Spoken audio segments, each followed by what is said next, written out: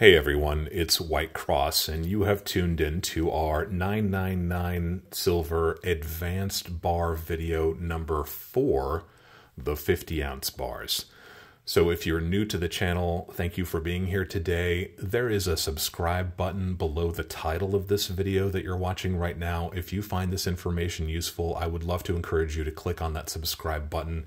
It's just going to let you know of new titles as we release them. I'm trying to do a new video at least once every week. It will let you know when those new videos are released, but it also works in the algorithm that YouTube uses to share this information with other people who are looking for it. So click on that subscribe button. It would mean a lot to me if you become part of this community.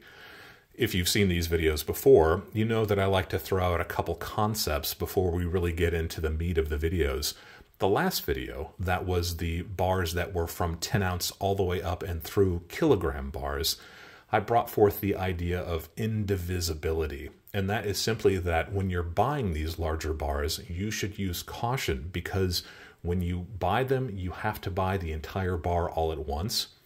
And when you go to sell them, you also must sell the entire bar all at once. And that works into the concept of dollar cost averaging. You buy an entire position when the price is high, you're taking a hit on every single ounce contained within these bars. And if you must sell one of these bars, you potentially take a hit on every single one of those ounces in the bars if the price of silver is down when you're selling it. But that's not the case when you're talking about these smaller units, even if it's just 10-ounce bars. Here we have 50 individual 1-ounce silver eagles. If you needed to tap into a few $100s, you can always sell the exact number of ounces you need to access that money, and you don't take a hit on the items that you're not selling. But when you're dealing with these larger bars, you may find yourself in a position where you have to sell the entire thing, including those ounces that you don't really need to sell, and that can really ding you. So use caution when you're approaching these larger bars. And the concept that I wanted to put forth for this video is the idea of Tom's Law. Now, you've heard me talk about Tom's Law of numismatics before. Tom is a local coin collector that I've gotten to know over the years, and Tom is a collector particularly of the Morgan Silver Dollar series. He has the entire series, including the rare dates and mint marks, but he has also got a very, very good eye, and he has selected the very finest quality pieces from whatever grade he has decided he wants in his collection, and it tends to be high-grade uncirculated. And I asked him how he was able to achieve such a beautiful set of perfectly matched specimens. And he told me that he takes his time. And that's a great piece of advice in and of itself. He really takes his time to select those pieces that speak to him. But he shared with me that in his experience, after having done this for so many years, he rarely sees something that he hasn't seen before. And when he sees that, he kind of knows it and he winds up buying it, and that becomes a part of his collection. So I was thinking about that several years ago, and I started codifying it. I wanted to put it into simple terms that we could use every day as we go forward and try to find those interesting pieces for our collections. And that's when I came up with the concept of Tom's Law, and it's simply this. The longer that you have been actively stacking or collecting, the less likely it is that you will see something you haven't seen before. It will take longer to see that item. And as a corollary to that, it seems to take about that length of time again until you will see that item again, if you in fact ever do see it again. So if you're like me and you're one of those old timers who's been out there for a long time, and we kind of get jaded sometimes and we think we've seen everything, Tom's Law really kind of shows you how that works. Once in a while, we see something that we've never seen before, and we get kind of excited about it. And the possibility is that you're not going to see that item again for potentially that length of time, or even longer if you do see it. And I use that for both of these two bars that I'll be talking about here today, but it's a good concept to think about, and I would love to hear your opinions about it. Let me know if you have used Tom's Law before, or if you think that you can use it as you go forward and try to find interesting pieces for your own advanced 999 silver stack. Let me know if you were able to use Tom's Law and if it makes sense to you. The longer you've been at this, the longer it's going to take to see something that you haven't seen before, and it may take that length of time again before you see it again. So maybe it's the time to strike when you see that item. Let's go ahead and start on these bars. Like I said, this is 50 individual 1-ounce silver eagles. This is a 50-ounce silver bar. If you're a stacker, you immediately recognize that logo. This is a Johnson Matthey silver bar. Now, this is one of the earliest silver bars that JM made. This dates back many, many decades.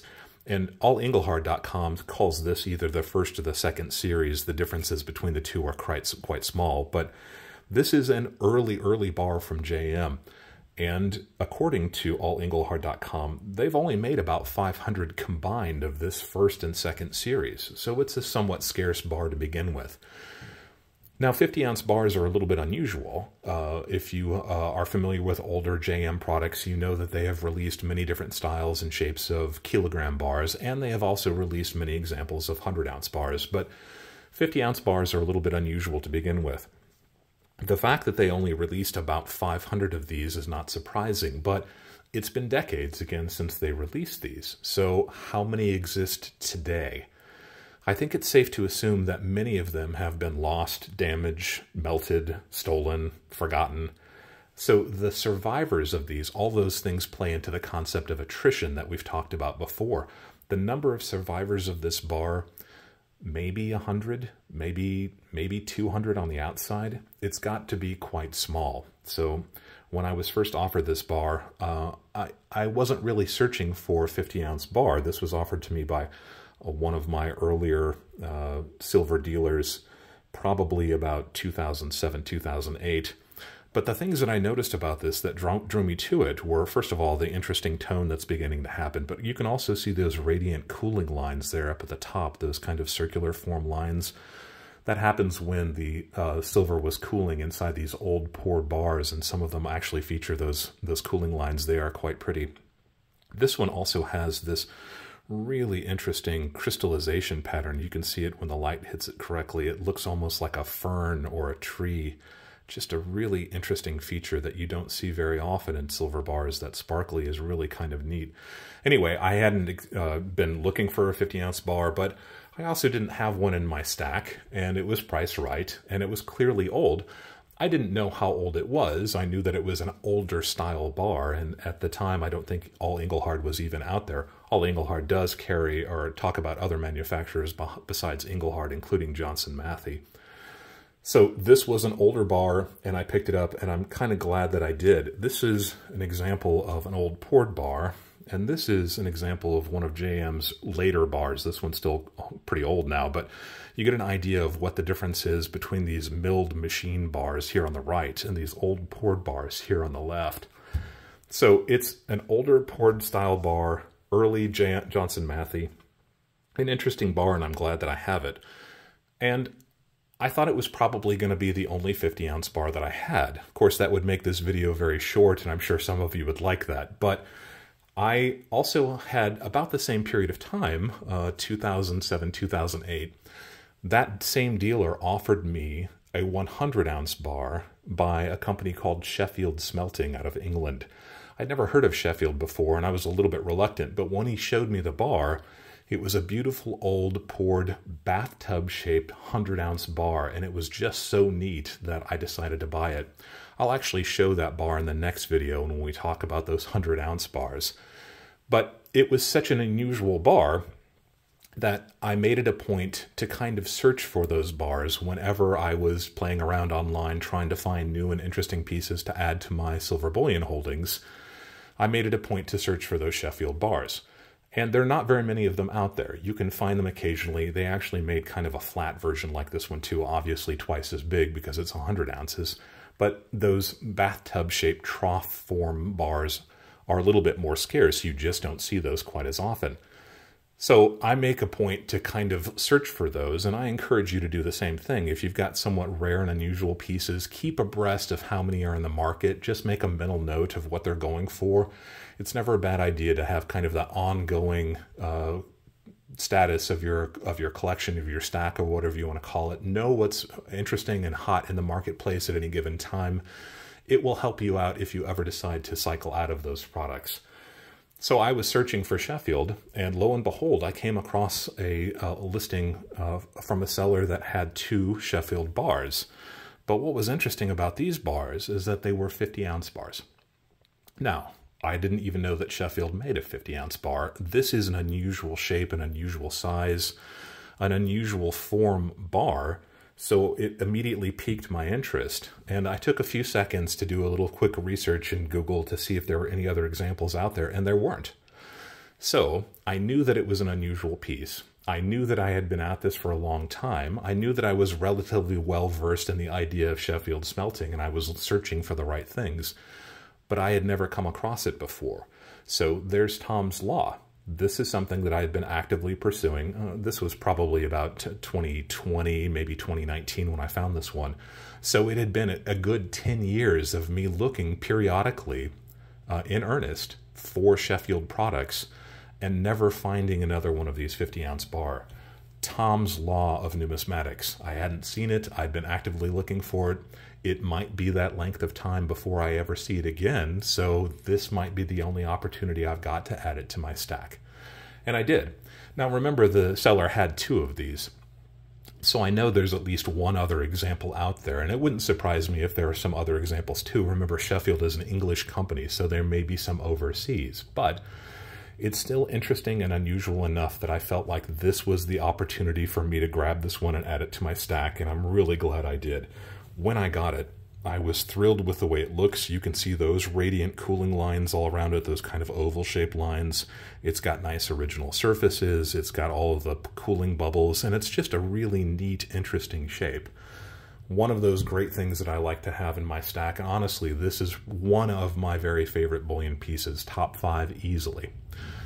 So, Sheffield Smelting, an interesting history. Sheffield Smelting has been around since 1760. It's one of England's oldest smelting and refining companies, and they've actually been in their same location since 1787. So the history goes back a long way. Now, I knew this bar wasn't that old, but I didn't know for certain how old it was. And interestingly, Sheffield Smelting was actually sold to Inglehard in 1974, and Inglehard turned around and sold it again in 1984. So it was part of the Inglehard family for a while, and I reached out to the guys at allinglehard.com and I asked their opinion about its age, and it kind of blew me away when they said this probably dates to the very late 60s or maybe early 70s, before Inglehard purchased Sheffield Smelting. So it's a very old bar. 50 years old every day of at least right now, and it goes, a little bit older every single day. Sheffield Smelting was purchased again by Inglehard in 2004, and the French conglomerate that kind of owns the Inglehard name now, and I think they may even still be part of Inglehard now. The company is technically called Thesco, but Sheffield Smelting, one of the oldest smelters in England. This is a 50-year-old bar. I applied Tom's Law. I knew that it was going to be a while before I saw one of these again, if I ever did, so this became part of my permanent collection. And if you've been looking at this bar as I have while I've been talking to you, you've undoubtedly noticed this additional mark here, this counter stamp indicating that this bar had at one time passed through another company's inventory, is a Mikata and Goldschmidt stamp. That name may sound familiar to you. If it does, I mentioned Mikata and Goldschmidt in the video that we did on 1-ounce bars for this 999 Advanced Bar series. You'll recall that I said that Mikata and Goldschmidt was one of the 5 families that set the London afternoon gold fix. Every day in London for many, many years. They would meet twice a day sometimes, and these 5 families that included the Rothschilds, the Montagues, Sharps Pixley, that was the bar that I showed in the 1-ounce video series, and also Johnson Matthey and Mikata and Goldschmidt. Those were the 5 families. Who was Mikata and Goldschmidt? They were actually founded in London in 1671, and a lot of historians kind of feel that Mikata and Goldschmidt was really the very beginning of the modern bullion trade. They were right there. They established how we think of bullion sales and purchases when we think of that. Mikata and Goldschmidt, really the first ones who did that. They were set up in 1671 in London, and they actually started trading in India in 1676 and in China in 1720. So their history goes back centuries. This bar, again, dates from the late 60s, early 1970s. It's still a really good early example of both Sheffield and Makata and Goldschmidt. Makata and Goldschmidt, incidentally, the exclusive bullion dealers to the London Mint for about 100 years. So a really interesting, rich history, and that's just one of those extra facets that I try to look for when I'm adding those really interesting pieces to my stack now as an advanced stacker or an old fuddy-duddy.